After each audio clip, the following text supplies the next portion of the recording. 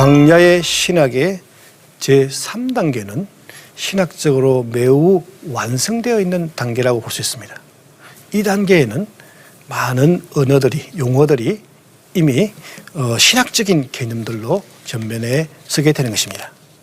그러니까 고난의 시간이라는 것은 신학적으로 말하면 하나님께서 감추시는 시간, 하나님의 감추심의 시간이라고 말할 수 있습니다. 이 감추심의 시간은 인간의 편에서 보면 매우 고통스럽고 불행한 시간인 것입니다. 그래서 자기 자신이 누구인지를 잘 살펴볼 수 있는 그런 성찰의 시간이고, 또 다른 한편으로는 하나님을 체험할 수 있는 종교적 체험의 시간인 것입니다. 이런 성찰의, 이런 체험에서 갖는 성찰의 내용, 그것을 한번 자세히 살펴보려고 합니다.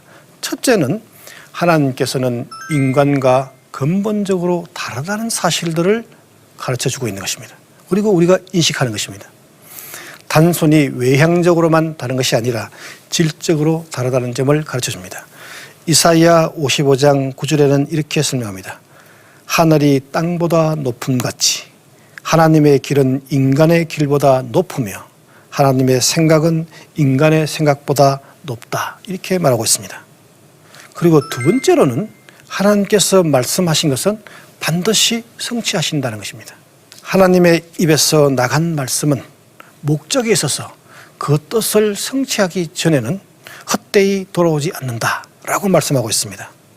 뿐만 아니라 예언하신 말씀들을 그 성취가 천천히 혹은 더디게 오는 것이 아니라 빨리 온다라고 말하기도 하는 것입니다. 이 약속하신 말씀을 성취한다는 것은 이스라엘의 선조들의 삶에는 매우 잘 반영되어 있습니다. 하나님께서는 나그네 살해하는 이스라엘의 선조들을 찾아와서 약속의 말씀으로 그들에게 희망을 불러킵니다. 예를 들면 하나님은 밧단 아람으로 도망가는 야곱을 찾아갔습니다. 그리고 그가 도망간다는 존재, 도망가는 현 존재를 위로하면서 약속의 말씀을 합니다. 보라, 내가 친히 너와 함께 할 것이며 내가 가는 곳마다 나는 너를 지킬 것이며 내가 너를 이 땅으로 돌아오게 할 것이다 라고 약속합니다. 이 약속의 말씀은 반드시 이루어진다는 사실을 확언을 하면서 다시 말합니다. 내가 한 약속은 다 이루어지기까지 나는 너를 떠나지 않겠다 라고 말씀합니다. 여호와께서는 그의 백성에게 약속하시고 그 약속을 반드시 이루시는 하나님이라는 것을 다시 체험으로 깨닫게 되는 것입니다. 그리고 이제 결정적으로 중요한 얘기는 인생의 의미를 발견하게 되는 것입니다. 여기에서 광야의 교훈의 절정에 이르게 되는데, 광야에서 하나님의 체험은 우리로 하여금 대체 인생은 무엇으로 사는가? 라는 질문을 하게 만들고, 그 질문에 대하여 사람은 떡으로만 사는 것이 아니요 여호와의 입에서 나오는 말씀으로 산다 하는 답변을 얻게 되는 것입니다. 매우 신학적으로 완성되어 있는 성찰의 단계라고 볼 수 있습니다. 구약 성경에서 말하는 떡과 말씀의 관계는 떡은 자연적인 것, 물질적인 것을 의미하고 말씀은 초자연적인 것, 영적인 것을 의미한다고 볼 수 있습니다. 하나님께서는 이스라엘을 축복하여 떡을 얻게 했다는 것입니다. 물질을 얻게 했다는 것입니다. 그러니까 하나님의 말씀을 준수한다면 떡이 보장된다는 점을 가르쳐주고 있습니다.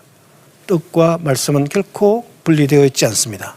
말씀을 준수할 때에 그는 살게도 되고, 또 말씀을 어기게 되면 이 모든 것을 잃어버리거나 죽게 된다는 것입니다. 하나님의 말씀은 매우 귀중한 가치를 구약 성경에서 혹은 신약 성경에서 여러 곳에서 전해주고 있습니다. 그 내용들을 보면 첫째는 하나님의 말씀은 전 세계적이다 하는 것인데, 궁극적으로 이스라엘을 넘어서 하나님의 구원은 온 세계를 지향합니다. 세계는 하나님의 구원의 터전이 되는 것입니다. 또한 하나님의 구원, 하나님의 말씀은 영원한 것입니다. 하나님의 말씀은 권능은 하나님의 말씀에 의하여 살리시는 살림, 이 살림은 일시적인 것, 한 시대를 지배하는 것이 아닙니다.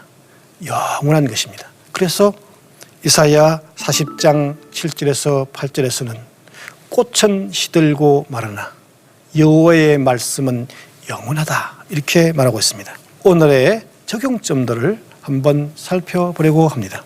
때로는 살면서 위기의 순간, 고난의 순간을 경험할 수 있습니다. 고난의 경험이 항상 무익한 것만은 아닙니다. 고난이 있는 곳에는 하나님께서 개입을 하여 우리에게 하나님의 은혜를, 하나님의 구원을 체험하는 시간이라는 것을 기억하시기 바랍니다. 인간은 고난을 통하여 더 성숙해지고 자기를 향한 하나님의 계획과 섭리를 깨닫게 되는 것입니다. 풍요의 시간도 하나님의 은혜로 말미암아 왔다는 사실을 잊어버리기 쉽습니다. 이를 넘어서서 자신의 능력과 노력으로 성취했다고 착각하기 쉽습니다. 이러한 교만은 자신을 과거나 현재에 묶어두어서 미래를 보지 못하게 하는 가오에 빠지게 되는 것입니다. 그래서 그는 다시금 위기나 고난에 빠질 수 있다는 점을 기억해야 하는 것입니다. 그래서 시편 1편에서는 이렇게 말합니다. 악인들의 꾀를 따르지 아니하며 죄인들의 길에 서지 아니하며 그리고 오만한 자의 자리에 앉지 아니하고 오직 여호와의 율법을 즐거워하여 그 율법을 주야로 묵상하는 자가 되어야 함을 상기시키고 있습니다. 하나님의 말씀을 즐거워하고 묵상하는 가운데 우리는 시냇가에 심은 나무처럼 항상 형통하게 됨을 기억해야 하는 것입니다. 지금까지 신명기의 신앙의 원칙과 규범 제6강 광야의 교훈을 경청해 주셔서 감사합니다. 광야의 교훈은 부정적인 환경에서 긍정적인 의미를 이끌어낸 구약 성서의 가르침이라고 볼 수 있습니다. 다음 제7주 신명기 신앙의 원칙과 규범 제7강에서는 정치 개혁에 대하여 살펴보겠습니다. 감사합니다.